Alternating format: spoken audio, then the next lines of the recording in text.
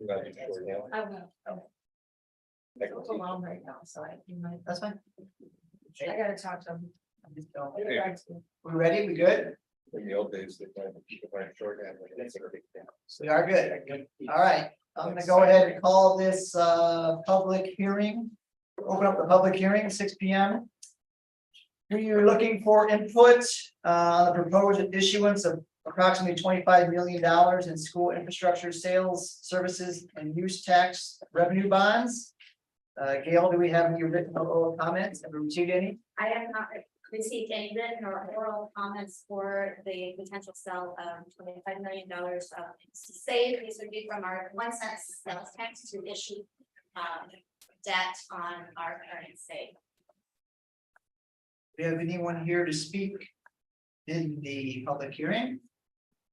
Hearing none, seeing none, I'm going to go ahead and adjourn the public hearing. 6:01. I'm going to go ahead and call our regular monthly meeting to order. Roll call, please. Josh, Here. Tyler, Here. Jeff, Yep. Melissa, here, Andrew, Here. and Carter. You have a motion to approve the agenda. Motion. Second. Further discussion? All those in favor? Aye. Opposed? All right, agenda passes. Is anyone here for public forum to speak? All right, Jason. All right, hearing none, I am moving along to announcements and celebrations. Dr. Trujillo. Okay, well, good evening, everyone. Thank you so much for being here. And thanks to everyone who's here joining us. Just wanted to announce, as you all are aware, I sure hope everyone's aware, back to school is coming right around the corner. We're excited. It's happening very quickly. We are starting, actually new staff start tomorrow. So we have people coming and we're excited to welcome some new staff members and get them ready to go. We have some of those trainings throughout the week, but all staff will start back on Monday of next week. We have our back to school rally that I'm inviting our board member to, our community members have been going to come. This is for our staff to come together, an opportunity to just talk about the school year. Tyler is speaking on behalf of the board, so we're excited to have him as a guest speaker.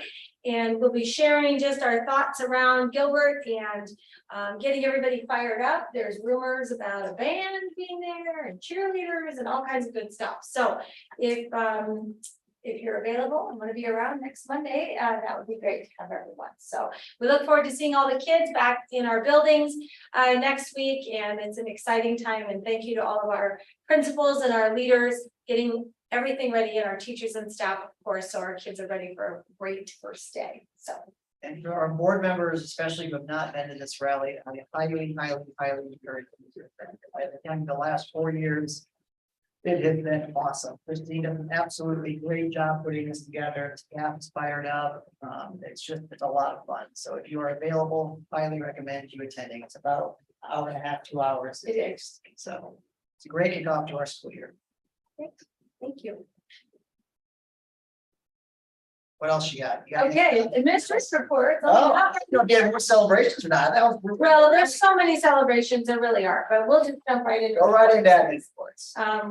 I'm just excited about our new staff that's joining us and all the things that are happening, so it's good. But we'll jump into department reports.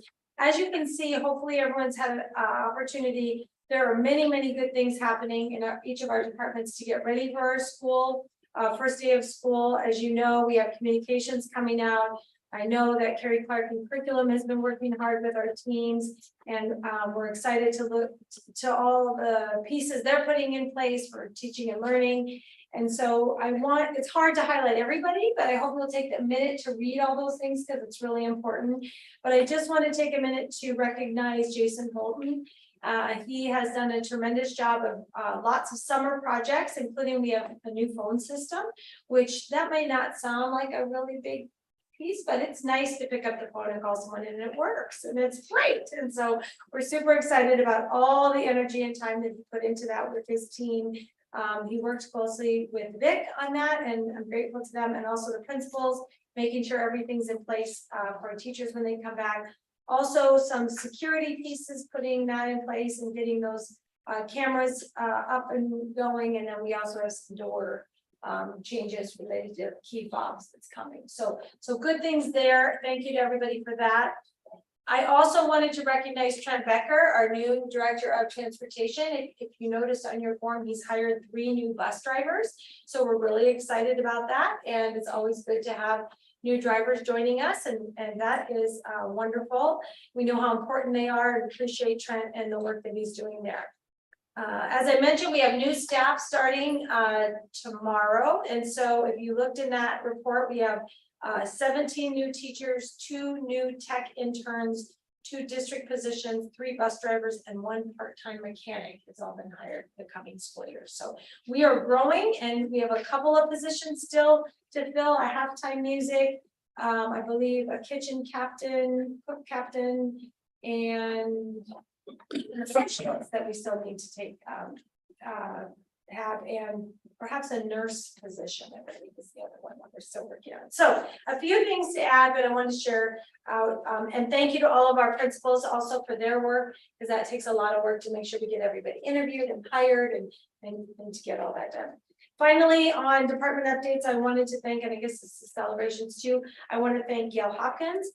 She has done a tremendous amount of work to put together the interviews that we just had for a CMA, construction management groups, and spent a lot of time putting all that together, as well as all the other things that she does for us. So just a special shout out and thank you to Gail for her hard work and dedication. So that is around department updates. Okay. You can just keep rolling.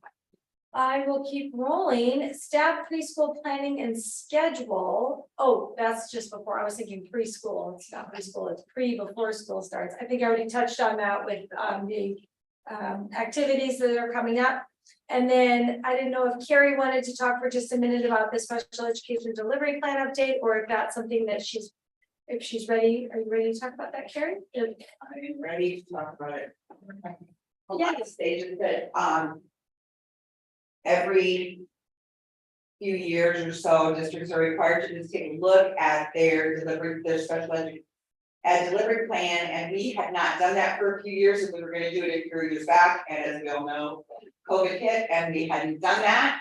And so we were able to do that last spring. And so what we did is we brought together members of our community, and those members were parents that had students that had IEPs in different buildings. We had gen ed teachers, we had special education teachers, we had administrators from different buildings.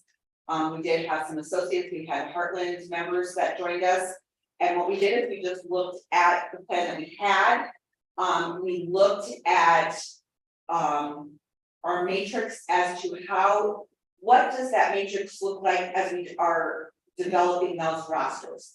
And we looked at it and we thought, you know what, we need to redo that. So what we did is we looked at what the roster was that we had before, and we tweaked that, and we redid that a little bit, and you will see kind of what we landed on. We looked at some plans, we looked at DCGs, we looked at Bondurant, we looked at North Pole, and we looked at some flavors of what some other districts are doing.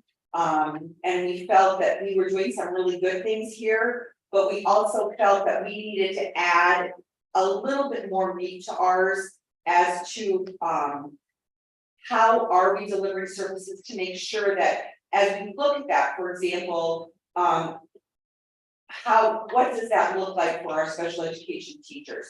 So that when we're looking at those numbers for those rosters for those teachers, so that we are really accounting for that time for them. For example, how many teachers are they collaborating with? Meaning not just the teachers, but all outside consultants. Are they, what does that look like? What are they, how many goals do each of those students that they're working with have? Do they have behavior goals? Do they just have academic goals? How many minutes are they working with those students? Do they have behavior plans? That makes a big difference. Do their students have working with assistive technology? Because if they are, that adds extra to their day.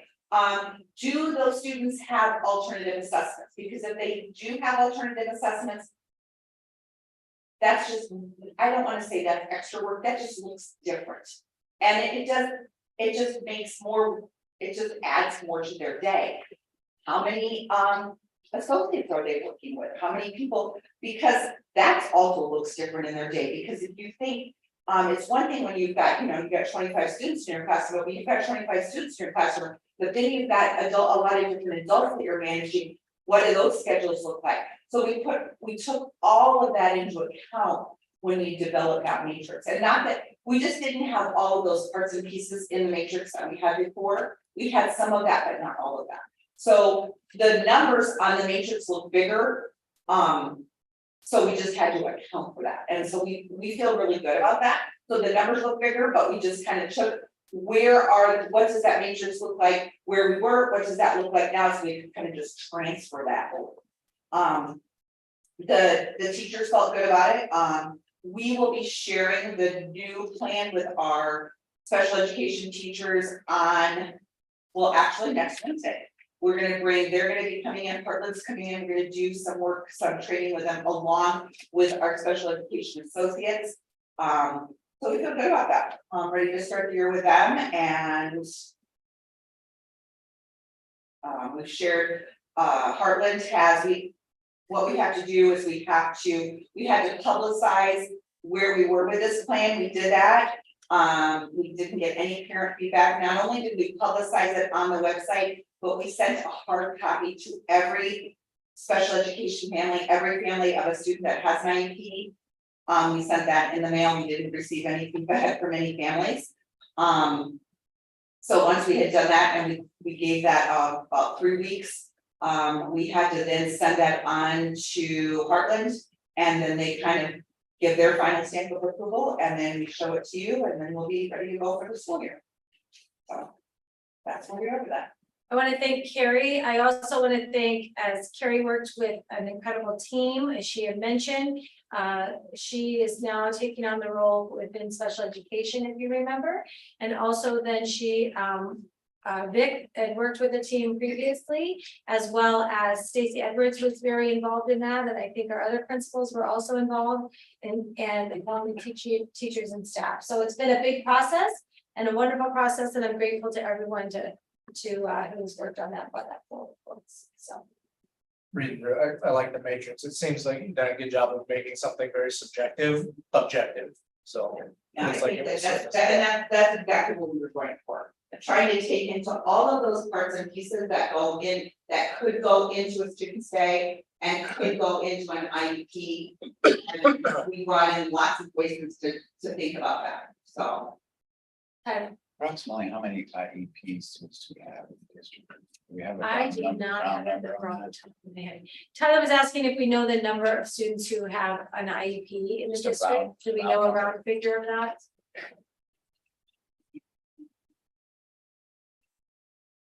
I think there might be some computer looking up going on back there, so we'll get a number from you. But a good question, we should know that, so very good. The one thing I wanted to mention is that when you're looking at that, also it impacts staffing. So when you think about that, that's where that conversation can take us or lead us, if you will. So it's not just, oh, you have 10 kids on your roster, you might have 10 and you might have 15, but the needs of each student might look very different. And that's what this helps accommodate that when we're looking at staffing. So that's something. Okay. Okay. Are we going to be able to be detailed enough with enrollment projections and things that we can actually tie that into our enrollment? Because I mean, essentially it's a weighted factor on. It is. enrollment. It is something, I don't know about the enrollment so much as it is like that staffing piece. Like we'll be able to say that if this is your roster and we know that the numbers of the needs of what the students are, what does that look like on your caseload, for lack of a better word, related to each special education teacher.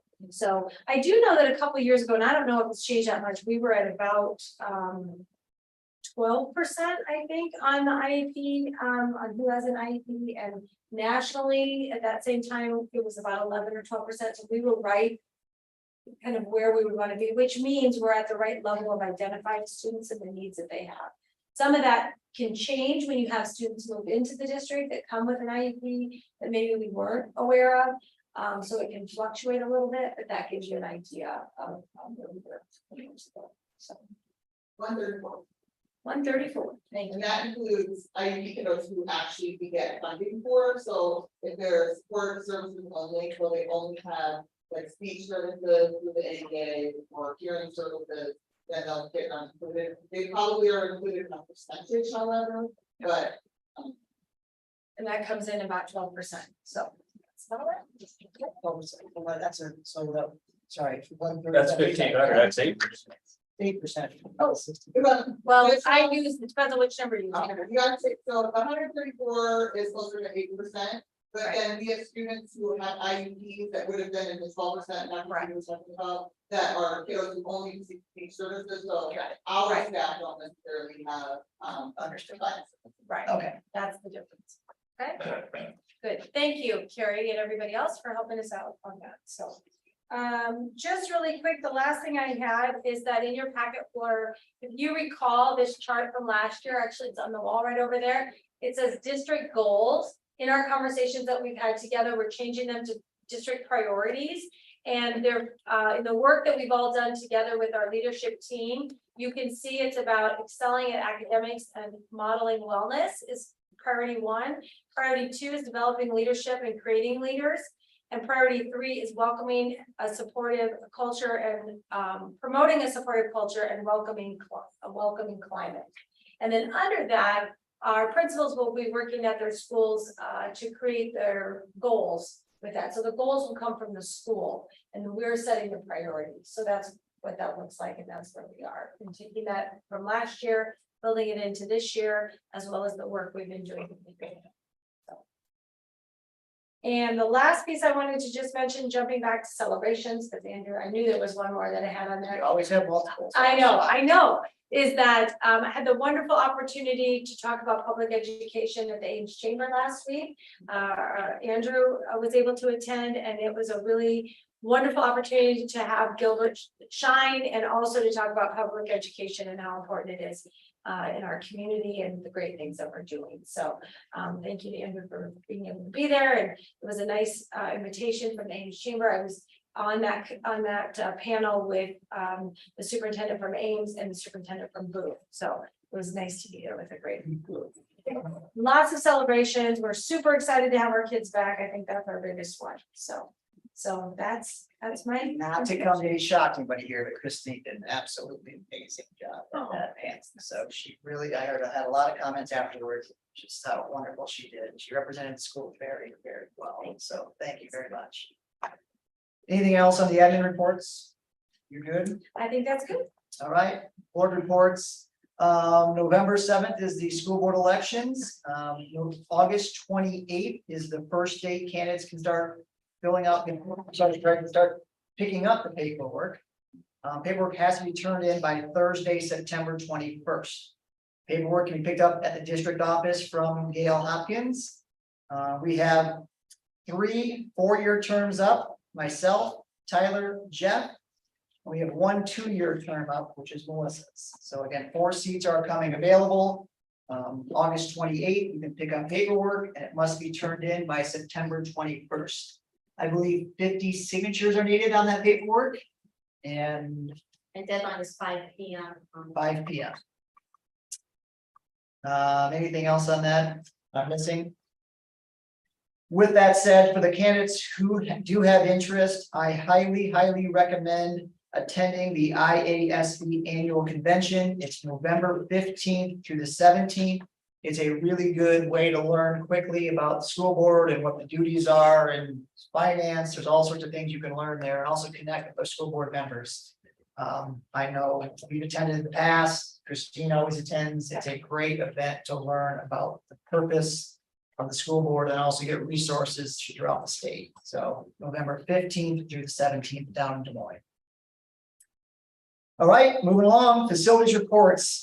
We just spent the last 4 hours interviewing candidates for construction manager position.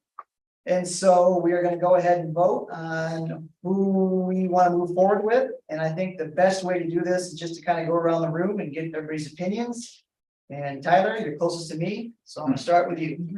Oh, that's a lie. Well, I was going Melissa, she's really close to me, but she wasn't, she couldn't attend. I'll give Melissa my notes. Well, I thought it was really good to do that process.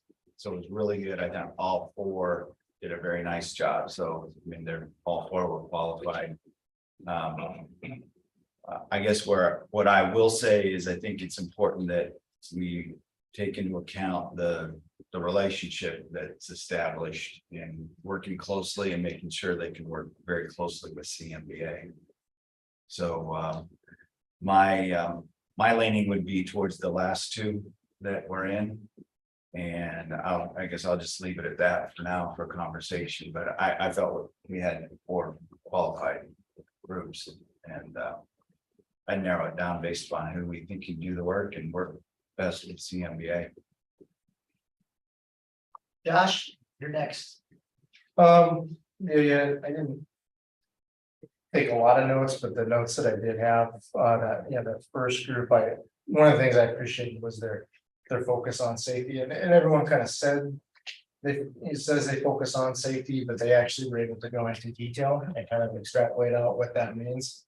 So I appreciated, you can tell a lot about them, but they're gonna be pretty detail oriented. I like the involvement with the neighborhood. I think they had done some work with CMBA.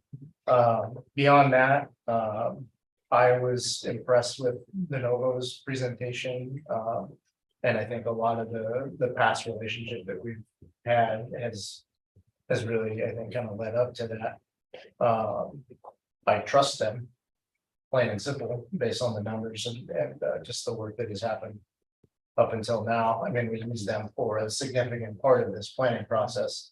One thing, each individual staff member is important. And one thing I did particularly like about them was the staff position that they had, individual that had essentially been a construction manager for the Des Moines School District. So I think the individual staff people that are on that team are going to make or break the success of the project. And it seems like Novo had the kind of took the scales with that one. So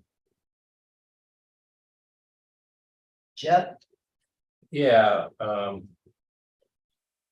was a big fan of Boyd Jones when they came in and as I asked questions to him when we were sitting there, I thought there was a lot of duplication with CMBA. And so that kind of takes me away from them a little bit. I was a pretty big fan of Story Construction. They're a local team. We see them every day. But I'm not necessarily all satisfied on the trouble we had at the end of the last project. Huge fan of De Novo, huge fan. How they helped us, how they've done everything for us, and they want nothing to do with the bond part of it. I mean, that I don't think they do, but we don't need that. And they really kind of fit us running down the road. But I'm going to say this about, to me, it comes down to price. If you look at what this piece is costing us, and if you look at what percentages are, if we get a 0.5% or 1% off, it's a gym or it's a running track, and that's why we're here. We're here for the kids, and so I think my whole piece on this is it comes down to price, and I think they can all do it. Yeah, and I wasn't really into the second group. I was nothing against them. I wasn't a fan. But probably De Novo would be my main. Do we know price? Is there a way to figure out pricing, or did they present that today? they presented it different. There's a lot to the pricing piece. Yeah, it's several. Is there one, so there's not one that's like obviously more? no, they're all the same. They're all in the same neighborhood. Yeah. So the first three were basically a formula with percentages, and the last one is a percentage, but it's a fixed price. Can't go past. The other one said that, so De Novo provided that. Which I think we're all pretty big fan of. There could be a bus somewhere under the ground there. If there's somebody be worried, Just as long as they're not- Yeah. that's right. Okay, Mike, yeah, and I'll so go what ahead. do you think? My comments are, I will echo what everybody kind of said, all four were worthy candidates. I mean, everybody has their pluses and their minuses, I thought, kind of going across each and every one of them. I will say the same thing, I was probably most impressed with the final two, which were Story and DeNovo. But just being blunt, like what Jeff said, Story, it was a rough ending last night, I think they did a great job, but that ending still stuck with me at the end. DeNovo, they wanted more, the most, it seemed like in the interview process, so I came across. So, that would be my recommendation as well, be de novo, but I will also say we're gonna challenge them, we're gonna make them work.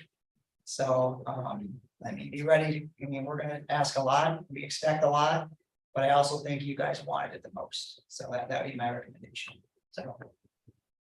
Dr. Trujillo. Okay, I will say I also appreciated all four groups that came forward. All four groups were well prepared. I appreciated that. I thought they did a nice job of answering all of our questions. I will also say that Boyd Jones, I appreciated they reached out ahead of time and had some other questions to get to know us a little bit better. That same thing happened with DeNovo, and anytime somebody does the pre-work, I appreciate that as well. I will say that I was intrigued by the conversation with Story. I thought they brought a lot of expertise to the table. Clearly, they've done a lot of work in the field, and they bring that to the table, and I understand that. That being said, as we moved into the de novo presentation, I thought they answered all of our questions. They know us. I felt the essence of that they really want to be here and do this with us as a partner. And that's what we're looking for. And so, and I've had conversations with de novo, not related to this, but other projects as we move forward. I've had difficult conversations with Patrick. And every single time he has kept his word on what needs to happen. And I think today's presentation from de novo wasn't just from Patrick, it was everybody that the team brought. So I appreciated that. The knowledge base goes beyond. It wasn't just one person on the team, and maybe I saw that differently. So for me, I thought hands down it was de novo, and that's. But I will support what the board wants to do, but that is where my recommendation would be with de novo, based on today's presentation and based on the relationship that we have created when they've been there for us. Do I have a motion? Yeah, but let me can I ask you, Go right ahead, Jeff. why don't we do this, but since who's been working, Josh and Tyler on this? Somebody's got to negotiate the rate, and I think there's no reason for 5 of us to do that. So I would feel good with you guys. So a motion to hire de novo as the CMA contingent upon Us accepting the rate. Right. Is that okay? Yeah. Yep, definitely. My recommendation to hire de novo is the CM. With the board approval of the rate. So if we approve de novo and the rate, they got the job. If we approve de novo and they come back at some bad number, I'm not voting for it, so they could not get the job. So Jeff, let me just make sure, so you're suggesting that the committee, which is Tyler and Jeff serve on, can kind of serve as that I do. negotiating group, if you will, to finalize that? Yep, Is that I what do. you're recommending? Do we have approval to make that decision, or does it need to come back 30 days later at our next board meeting? Because we don't have an employee until. Can we take is there a way we can take a soft vote outside of here? Like a telephone? Well, you can have a meeting. Yeah, we can have a meeting. It's just a big number. Yeah. I mean, it's gonna be one of the biggest numbers we talk about. Do we meet this Thursday or is it? A week from Thursday. So the 24th, Yeah. I would suggest we do the motions and we just said. Okay, And then maybe we have a special meeting just to talk with the normal. okay. All right, we can do it all. And then we Okay. have. Can we do a Zoom? Is that legal? Yeah. We don't have any meet person for that. to get it Okay. back. So. All right, so I got a motion. Do I have a second? Second. I love it. Who seconded? Josh. All right, further discussion. All those in favor? Aye. Opposed? Welcome aboard, De Novo. Subject to Jeff's little cut, but welcome aboard. Anything above I think 5%. I think the easiest part's done for you. Well, the other thing, I'll just say that you all already mentioned, but I think it's a good point, Jeff. We'll have that conversation. I think that's an important point. The other important piece is that, which we've talked about a little bit over the last 4 hours, is that it's a flat fee. And that helps us, in my opinion, be fiscally responsible in what we're doing.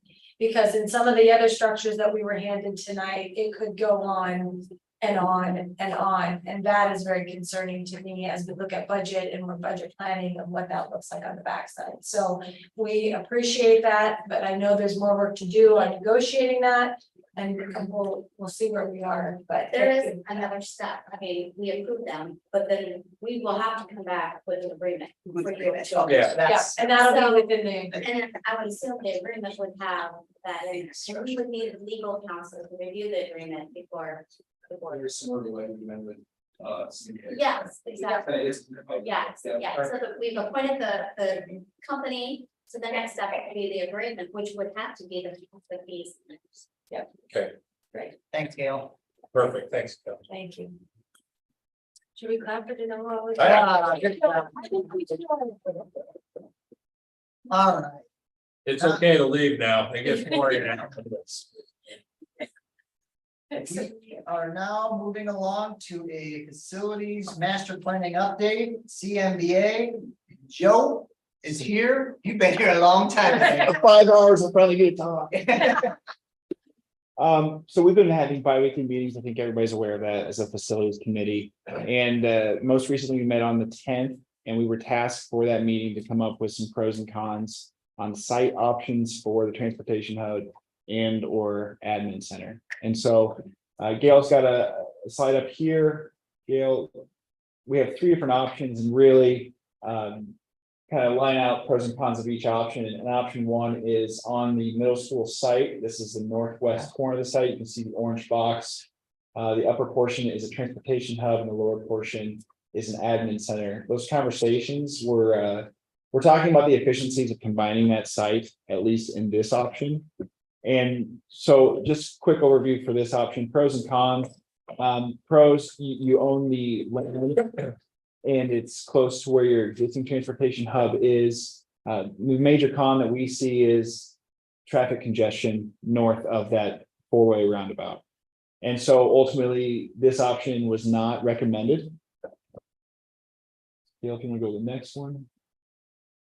Option 2A, we have 2A and 2B. So when we looked at separating the transportation hub and the admin center, you can see the transportation hub has remained up in that northwest corner of the middle school site. And then down just north of the high school, and this is not land owned by the districts, that would be the admin center. And after some discussions on this, there were some definite pros. It's proximity to all the different schools. Ultimately, the cons of developing 2 different sites, having to acquire the land, losing some of the cost efficiencies of splitting the buildings up. This was also not a recommended option. Option 2 should be 2B, very similar. The only difference is the admin stays where it is, which is land that would need to be acquired by the district, but the transportation hub would move south of the high school site, south of the roundabout. And we think that there's definitely some benefits of moving the transportation hub down there, but we ultimately did not recommend this for the same reasons we did not recommend 2A, which is that the admin center would be on land that we'd have to acquire. And then Gail, next slide. Option 3, ultimately, this is the recommendation that we came away from that facility committee meeting with. It is south of the high school. You can see that it's a combined building, admin and transportation hub. We're trying to pull bus traffic away from the roundabout as best we can, get it away from the intermediate school where it currently sits. And also, this would act as an entrance to the community. And so we see it as a doorway into Gilbert. And there's a really good opportunity there as like a welcome to the Gilbert School District. So the only con that we really see with this is, well, there's two cons. It's on the main corridor, so there's still traffic concern, although it's going to intercept traffic coming from Ames, so there could be some benefits to that. But it also does take away a portion of space, that's green space that you would have for future growth. But we wanted to show it, this is scaled appropriately, just to show you about how much that space it would take, and obviously you still have a large buildable area. So come away from that meeting, we felt, we've had a lot of conversations about this, and we ultimately think that this is the best location for that particular piece. So is there any reason why you put the admin building and the bus bar together? We're finding efficiencies. I mean, it's kind of like some of the interviews we heard today, by trying to combine the construction on that, we're hoping to save money. And also, the admin is kind of its own, it has its own use. It doesn't need to be affiliated with any of the one schools. Currently, it's an intermediate, and it can break off. Transportation hub, very similar. It doesn't have any direct adjacencies that it needs. And we see a lot of districts doing this to find those efficiencies, long story short.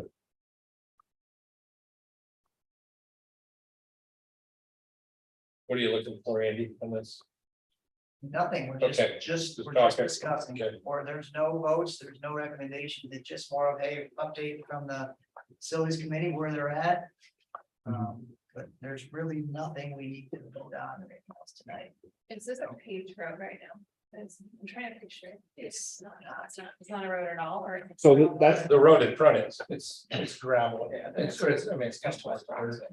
Is there gravel going back to that? That shed. FFA. And Melissa, that would be like a drive direct for this site, not a road per se, yeah, private drive. private drive. So if I may, as we have been meeting as a committee, this is something that we've continued to talk about as it's come to the board. So it was through that process with the committee that we said, what is the recommended option? And I believe it was at your last meeting as you did all the work, that came up with this option, that it's the most efficient. It does a nice entrance, as you mentioned, Joe, to the district and to the city. And then also allows us to share some space and costs related to transportation. So that's where that came from. And it's something that is, we've talked about is when it starts, when we're looking at bringing that to actually building it, you know, that's separate from anything else we're doing. So it could be an opportunity for us to get that started after.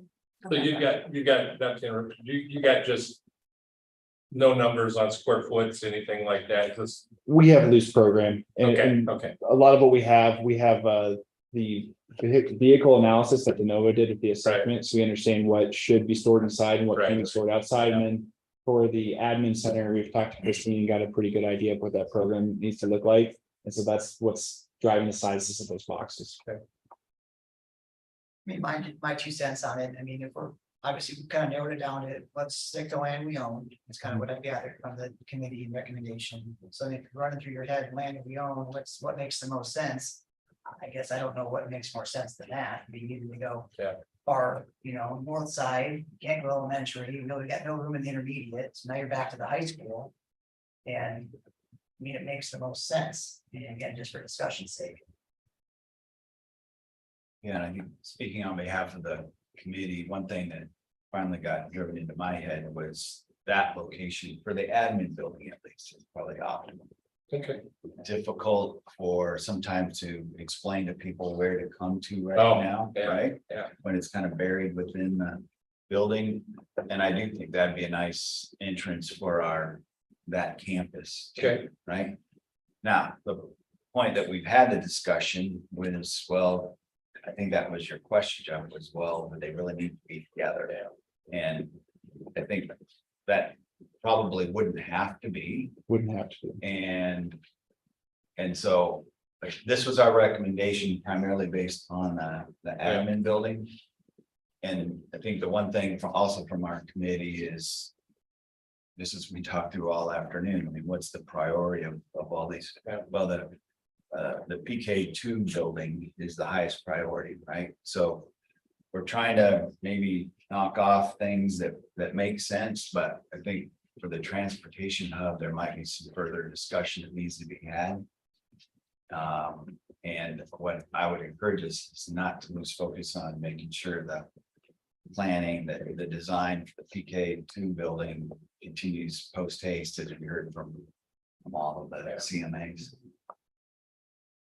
Yeah, I would challenge you that, the administrative building wouldn't be necessarily my favorable position to be put to the buses. You know, I think it would. Yeah, anyway, and then I think you could move the bus situation back a little ways. Yeah, it would be interesting to see like a rendition, like what it looks like. Yeah. So like welcoming people in, I picture like kind of industrial. like, Yeah. apartments. But what are we, when we rebuild the elementary, what are we doing with the land that the current elementary is on? Playgrounds. That'll all be playgrounds? Let's have it on here. There's a lot more parking there too.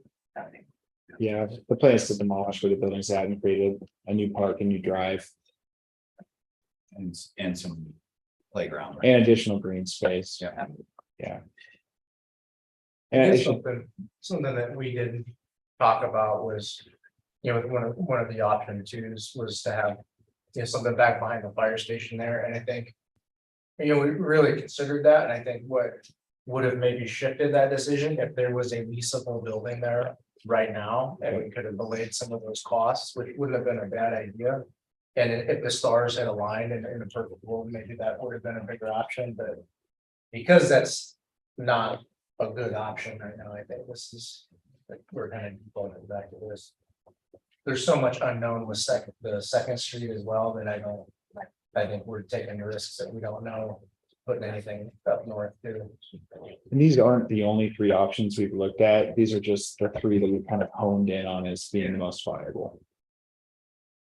And just to mention the district office, which you're all, I'm sure familiar with, but allowing us to have the space where you would have a governing boardroom, you know, we would have parking for community to come and park, and like you said, not have to say like, go this way and find us over here, you know. 3 o'clock, that's all about. Yeah, right. Would be really nice. Also having space for professional development, you know. As you all know, as I've shared many times, our conference room just keeps coming in a little bit every year. It gets a little smaller, and we're trying to find space. So being able to have the spaces for the work of the district and for professional development for our teachers and a place for the community to come is really exciting, I think. So Or for us scheduling interviews today when there was a meeting in here. that's right. That's right. Okay, Joe, anything else? Any other updates from? The only other thing I would add is that our next meeting is on the 24th, and our intent for that meeting is to follow up on this, and we do have a precedence board that we're putting together so you can see what that would look like. Nice. And that's also going to be a meeting where we really want to talk about some of the concepts on the PK2 that we're going to present to teachers on the 30th. So that's basically the next month for us. So we'll have updates for the next board meeting on both of those items. Timeline, just when do we think we'll be able to release like some renderings or pictures in public? Like, when do you think from a timeline standpoint? That's a good question. Great question, Joe. It is. What's specific to this building or the PK2? Well, I'm more concerned with PK2. So I'll just tell you, so our process right now, we're looking at different classroom alignments in their neighborhoods and pods. That's really what we're gonna organize and present to the teachers to get their feel for how do you want to function. Yeah. From that, we can take that and start clustering all the different amenities around it. But we'll also be using precedent images of schools that are already constructed, just to get a feel for what do you like about this, X, Y, Z.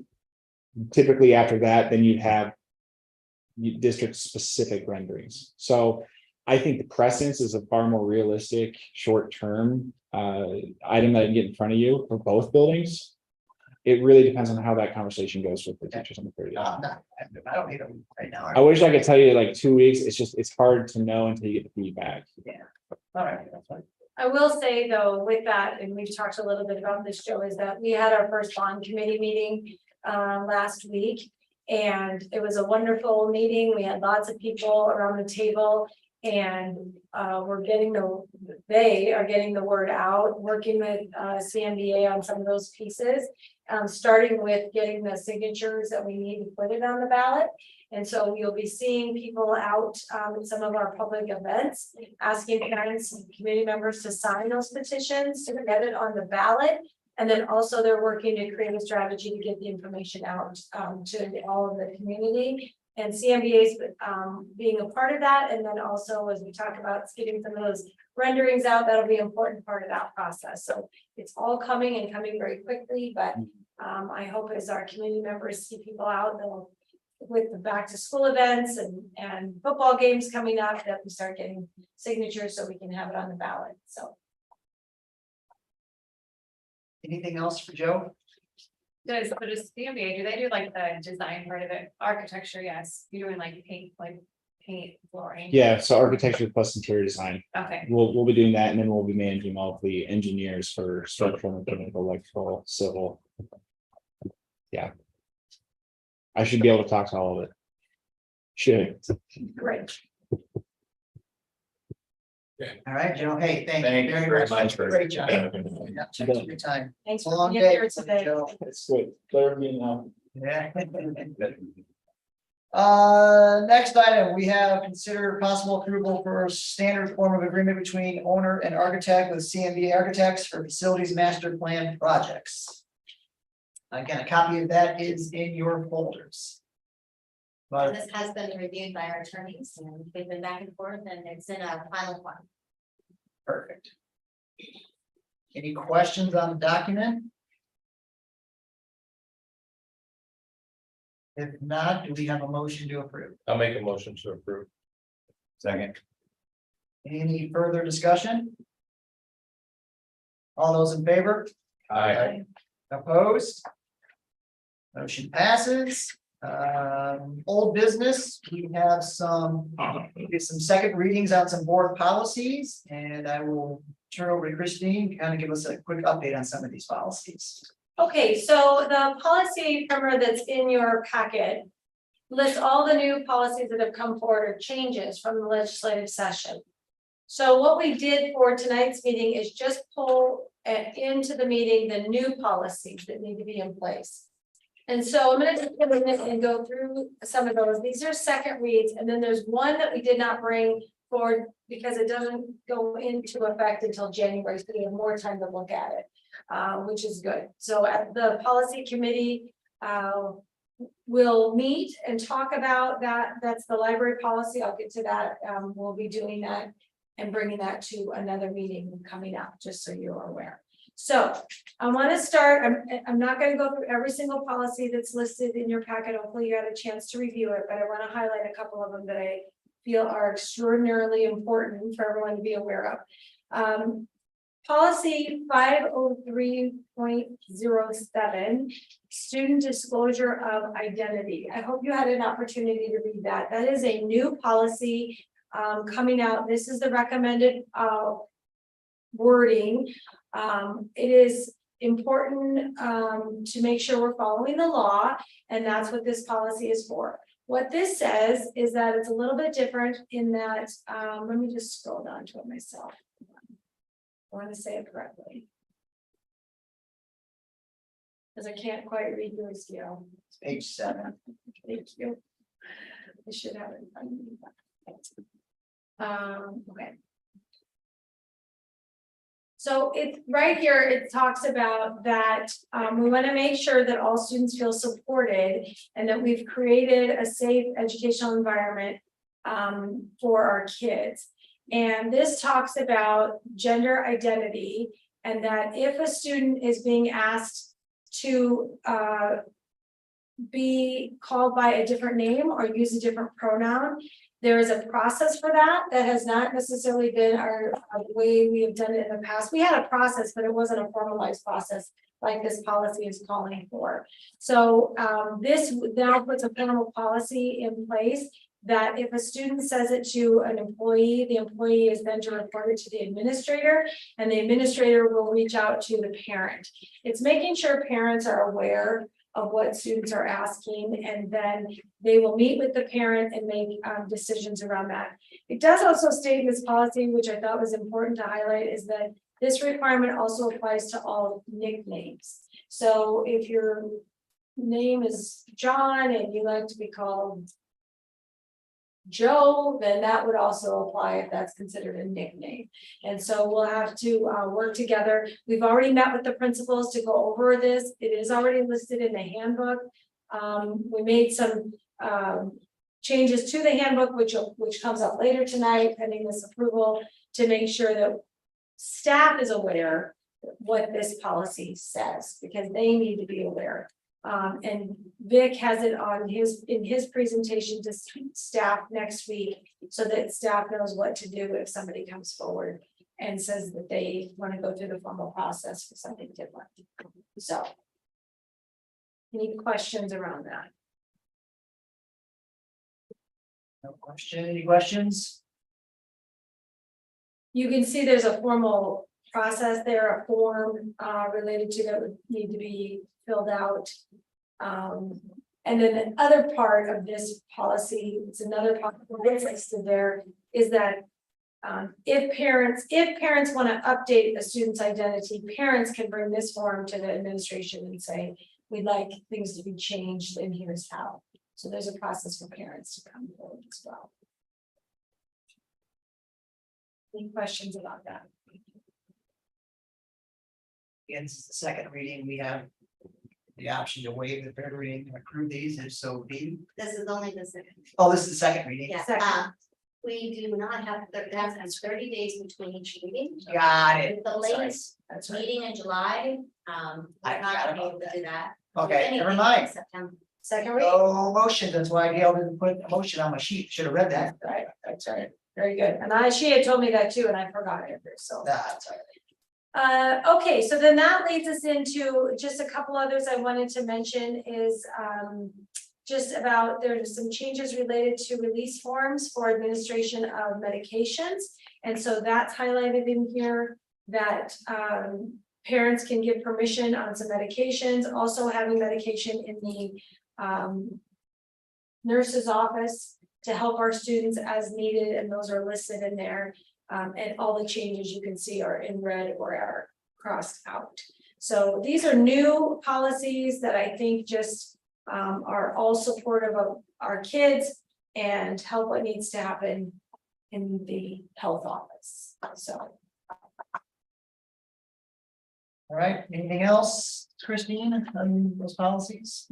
That is the conclusion of my remarks on policy. All right. All right, moving along, new business, consider possible approval for the resolution supporting the proposed issuance of approximately $25 million in school infrastructure, sales, services, and use tax revenue bonds. And we will, we had a public hearing to begin the meeting today at 6 o'clock. Did not hear any public output or comments, so I guess to give a motion to approve. So moved. Second. This is a roll call vote. And we have Josh, Yes. Tyler, Yes. Jack, Yep. Melissa. Yep. Andrew. Yep. Thank you. All right, next item is possible approval of the 23-24 handbooks. And copies of all those handbooks are in our folders. One piece that I'll mention about the handbooks, I'm trying to see if that's. I want to thank our administrative team. They've worked really hard to bring our handbooks together. If you go through and look at the handbook, so there's a common section, if you will, related to policy all throughout each of the handbooks, and then there's a segment that's just about their particular school. That took a lot of collaboration on the leadership's part with our principals, so I'm very grateful to all of them and the time that they spent to do that. I think it's great for our families that now there's relates to a board policy, it's the same in all the handbooks, but if there's something very specific to their school, it's listed in there as well, so. We have a motion to approve the 2023-24. So most. Second, Second. Josh was the second, Jeff was the Thank you. motion. Any further discussion? All those in favor? Opposed? Motion passes. Next item, consider approval for the request for the 2024 8th grade field trip to Washington DC on June 4th through June 7th. Do I have a motion? Yeah. Second, Second was Josh. Any further discussion? pretty cool trip, It's a great trip. yeah, All those in favor? hang on, were you gonna say something? Oh, I'll let you go. It's okay, and then I'll say. all those in favor? Aye. Opposed? All right, Wait, I just want to thank Mr. Danielson because Yeah. he takes the 8th graders along with a group, and I don't know if he wants to say anything, but it's a wonderful trip for our kids. And he takes all that on, and we're super grateful to him for doing it. You were invited to come, I'm always looking for a little chaperone. Bus or flight? Oh, we fly. We got rid of the bus year 4 or 5, I think. My wife wanted to go if he were taking a bus. she just wants to get away from you. Yeah. So thank you, Mr. Danielson. Thank you very much. Great trip. Next one, I think Christine might hit on this one, but it's consider approval for school-based mental health services agreement with Walnut Creek Psychiatry, meeting September 1st and running through May 31st of 24. Yes, I also will refer to Carrie on this, but I'm gonna just touch base on it, which is. We had Walnut Creek Psychiatry came to Gilbert and said that they wanted to offer some support for our students on site. And we're very excited about it. It's a great opportunity. We are also very grateful. There was a fee involved, there was they will be working with families. There's also was a small fee that was involved. We reached out to the Gilbert Education Foundation, and they voted to help cover the fee, so we're very grateful. The fee, in a sense, is covering collaboration time. So when a service provider is on site and they need to go talk to a teacher, or they need to touch base with someone, it covers that time for the whole school year. So it'll allow for us.